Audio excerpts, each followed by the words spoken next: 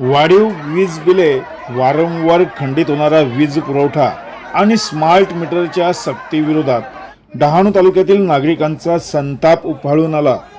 यामुळे भारताचा कम्युनिस्ट पक्ष, मार्क्सवादी आणि महाविकास आघाडीच्या वतीने सोमवारी डहाणू येथील महावितरण कार्यालयावर हजारोंच्या उपस्थितीत टाळाठोको आंदोलन करण्यात आले। स्मार्ट मीटरचा निर्णय तातडीने मागे घ्यावा, अन्यथा आणखी तीव्र आंदोलन छेडण्यात येईल असा इशारा यावेळी देण्यात आला। सागर नाका येथील तारपा चौकातून मोर्चाला सुरुवात करण्यात आली व घोषणाबाजी देत हजारो आंदोलनकर्त्यांनी डहाणू महावितरण कार्यालयावर धडकले आणि कार्यालयाला प्रतिकात्मक टाळे ठोकत महावितरणच्या कार्यप्रणालीविरोधात तीव्र संताप व्यक्त करत निदर्शने केली। कायदा व सुव्यवस्था अबाधित राहावी यासाठी पोलीस निरीक्षक जितेंद्र ठाकूर यांच्या नेतृत्वाखाली मोठा पोलीस बंदोबस्त तैनात करण्यात आला होता।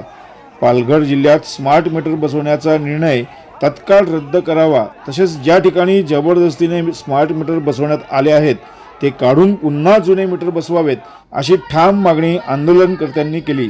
अन्यथा पुढील 5 दिवसांत यापेक्षाही मोठे आंदोलन अधिक आक्रमक उभारण्यात येईल असा इशारा देण्यात आला। भविष्यात कायदा व सुव्यवस्थेचा प्रश्न निर्माण झाल्यास त्यास महावितरण प्रशासन जबाबदार राहील असे आंदोलनकर्त्यांनी स्पष्ट केले। दरम्यान डहाणू तालुक्यातील ग्राहकांनी काढून आणलेले 200हून अधिक स्मार्ट मीटर महावितरण कार्यालयात जमा देखील करण्यात आले। वेळेवर मीटर रीडिंग न घेतल्यामुळे अचानक वाढीव वीज बिले येत असून ग्राहकांना मानसिक त्रास सहन करावा लागत असल्याचा आरोप देखील करण्यात आला। पक्षाच्या शिष्टमंडळाने महावितरण अधिकाऱ्यांसोबत बैठक घेतली। आंदोलनकर्त्यांच्या मागण्या वरिष्ठ स्तरावर पाठवून त्यांच्या निर्देशानुसार योग्य ती कारवाई करण्यात येईल असे आश्वासन महावितरण विभाग डहाणूचे उपकार्यकारी अभियंता गणेश दंडगव्हाळ यांनी केले।